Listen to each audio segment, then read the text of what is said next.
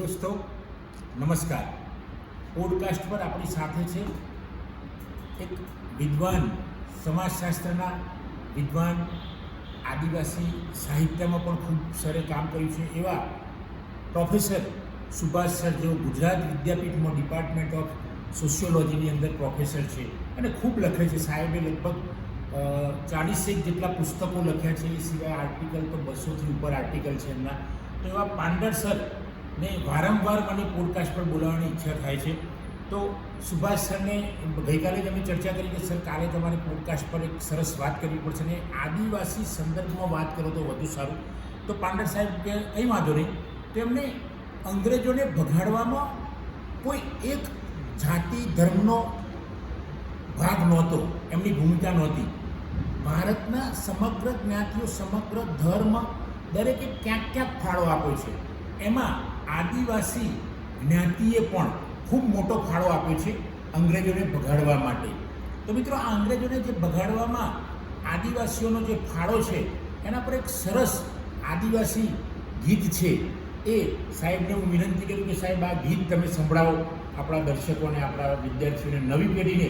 તો નવી પેઢીને જાણકારી મળે કે ભાઈ આદિવાસી લોકો એ વખતે પણ આટલું સરસ ગીતની રચના કરી હતી. તો મિત્રો, આપણે સાહેબના મોઢેથી જ આ શબ્દો સાંભળીશું. તો સાહેબ આપ શરૂઆત કરો.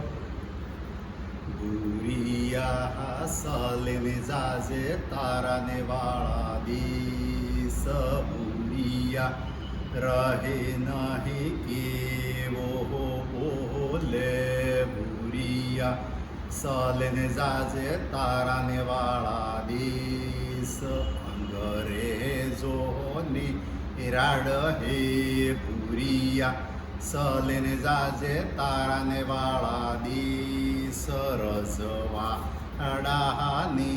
રાડ હે ભૂરિયા સલેને જાજે તારાને વાળા દીસ લેક ધીરે કલગીનો હે ભૂરિયા સલેને જાજે તારાને વાળે દીસ ભૂરિયા પાલ પાહે ડડુઆળ ભૂરિયા સલેને જાજે તારાને વાળા દીસ પહાડે હેરો હરજુ તાકી ભૂરિયા સલેને જાજે તારાને વાળા દીસ માનગઢ વાહાજી રે જુ ભૂરિયા સલેને જાજે તારેને વાળે દીસ બહદુખ તાકી રે જો ભૂરિયા સલેને જાજે તારેને વાળે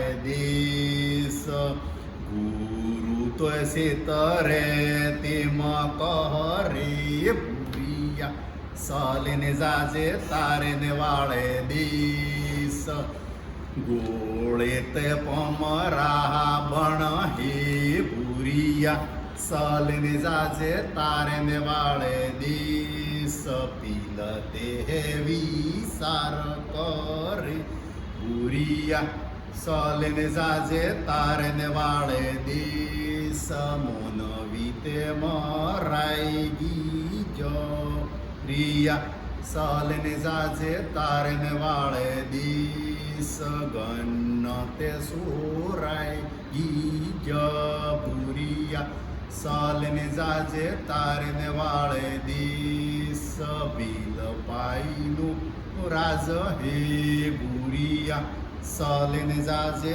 તારેને વાળે દીસ. બહુ સરસ સાહેબ, બહુ સરસ. ખૂબ આનંદ. કેટલા શબ્દો એના સરસ છે. મને તો જો કે આમાં મોટાભાગના શબ્દોમાં ખબર નથી પડી, પણ અમુક જે શબ્દો છે એટલે આમ ઘણી વાર નહીં આપણે અંગ્રેજી સોંગ સાંભળતા હોય, ભલે ખબર ના પડે પણ મજા આવે, આમાં આવી એમને મજા આવી ભલે શબ્દોમાં. તો સર આ કયા વિસ્તારમાં આમ લગભગ ગવાયેલું કંઈ છે? આ કયા વિસ્તારમાં? ખાસ કરીને અરવલ્લી વિસ્તાર છે. અરવલ્લી વિસ્તાર એટલે અરવલ્લી જિલ્લો નહીં. અરવલ્લી વિસ્તાર એટલે રાજસ્થાનનો પણ વિસ્તાર આવી જાય.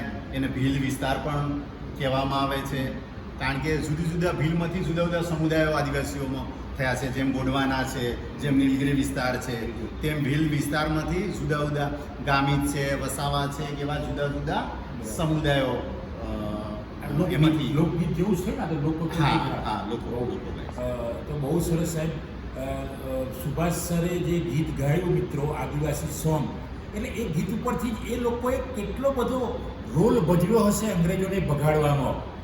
તો મિત્રો આ ગીતને તમે માણો અને સમાજમાં પ્રસરાવો કે ભાઈ એ વખતે અરવલ્લીના આદિવાસીઓનો કેટલો મોટો ફાળો હતો અંગ્રેજોને ભગાડવાનો. આ ગીતની અસર સાહેબે જ વાત કરી હમણાં કે ગીતની અસર જબરજસ્ત પડેલી સમાજમાં, અને માત્ર આદિવાસીઓ નહીં પણ આજુબાજુના અરવલ્લીના આજુબાજુના સમગ્ર જ્ઞાતિના ધર્મના લોકોએ અંગ્રેજોને ભગાડવામાં રસ લીધો હતો. ક્રાંતિકારીઓ બન્યા હતા આ ગીત ઉપરથી ઘણા, કારણ કે સાહેબે ઘણીવાર એના ઉપર ચર્ચા કરી છે.